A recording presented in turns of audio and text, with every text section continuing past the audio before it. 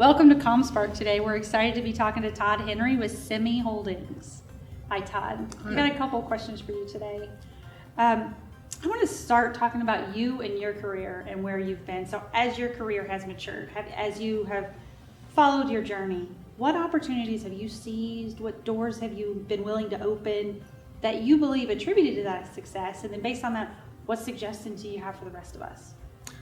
Yeah, I've given this a little bit of thought. And actually, I don't know, is it okay that I gave it a little bit of thought? Absolutely. Okay. Totally okay. But I've given this question a bit of thought. If I think back on both my career as well as just my personal life, the times when I've probably had the most fun and that I've grown the most as a person, as a professional, have been those times when I've really jumped out of my comfort zone. Sometimes I've chosen to jump out of my comfort zone. Sometimes I got pushed a little bit. Okay. But if I think about every one of those experiences, there was a part of me that was pretty scared because I knew that whatever the project was that I was taking on, maybe there was a technology that I really didn't have very much experience with. If I took on a new role, I just took on one recently, that really needs a lot of skills that maybe I have a little experience in, but I'm not that strong in. It really does put you in a place where some days you wake up just not feeling the best because you see that you had some speed bumps or some setbacks. I think part of what's worked in those situations is for me to coach myself to say, hey, those aren't showstoppers. That's part of learning. And you have those bumps, but persevere through them. And at the other side, you end up really growing, but only because you forced yourself or someone else forced you maybe a little bit out of your comfort zone. Okay, all right, embrace the fear. Yes, exactly. Okay, yeah. All right. Jump into it when it's scary. I like it. Right.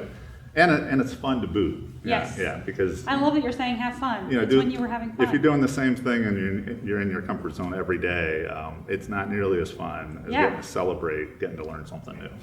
That's a great answer. Okay.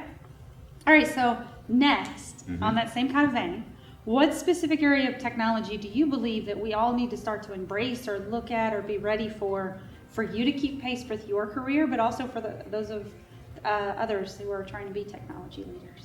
Yeah, and there's so many answers to that question. I think for every industry, there's going to be a different answer. Okay.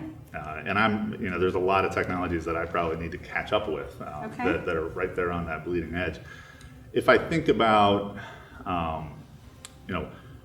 for the industry that I've been in and being part of a technology department and then also developing mobile applications for our clients, it's really been about thinking about mobile first. Okay. And so, if you step away from the business environment, everyone in my life, my family, my friends, they're all getting all of their technology needs met on their mobile phone. But then I step into work and everything's about a desktop experience. That's not all wrong because there's a place for that. Yeah. But when I think about our clients, as much as possible, and when I say clients, I mean our internal staff, who are maybe clients of the technology department, they really, as we're partnering with them and looking at solutions, we need to be looking really at mobile first, or at least mobile equal. And we've done that for the last several years.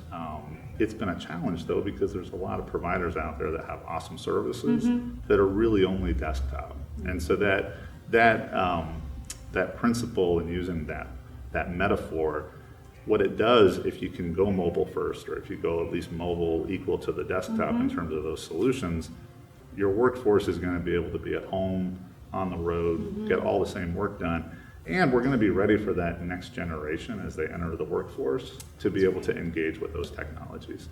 So I like it. I like how you say not just mobile first, but maybe mobile equal. Yeah, sure. I like that term. Right, because it might be that you don't have a choice. Yes. Maybe it's equal. So a lot of leaders in a company, there's a finance leader, there's accounting leaders, HR leaders. What are the unique problems for technology leaders that you think none of those guys have to deal with? Yeah, I probably can't speak for all the technology leaders. First of all, I think, when I think of the word leader, whether you're in technology or not, it's someone who has a vision that they can articulate for their organization so that it's crystal clear, but they're also listening all the time and being willing to adjust that vision based on what they learn from the staff. So that's not different, but I think that's sort of the baseline where, hey, if you're going to be a great technology leader, you got to have a strength in just being a good leader. I think what's specific, if you look at technology, is that the supply chain we have as technologists is constantly, it hasn't always been like this, but as services have moved to the cloud and we have online services, our clients internally, even outside, can get these services met pretty much on their own. They don't need to go through the technology department. They can open up the App Store and just start using some technology. They don't need a formal evaluation and implementation process. But there's still value to those things. We as technologists know that. And so really a lot of our challenge is not being experts in every feature that's available, because from day to day there'll be new cloud services and apps available, new providers. Even within a provider like Microsoft or Google, from day to day their feature set is changing. That's really true. So you can't be a master at that. Instead, as that technology leader, what's different is you have this ever-changing supply chain. Your focus has to be on how to partner with customers and your clients and help them, basically coach them with some of the same skills that we as technologists historically have taken on their behalf, like how to evaluate these services and make some good choices around, well, where's my data going to be stored? Yes, exactly. And what risks is it going to pose to the organization?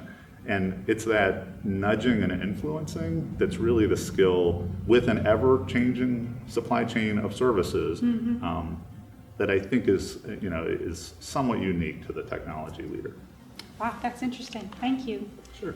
Todd, we really appreciate your time today. Thanks for letting me ask you these questions. And You're welcome. This was being fun. here today. Yeah, All thanks. right, great. Thank you for joining us. And if you'd like more information, please visit ComSpark.tech.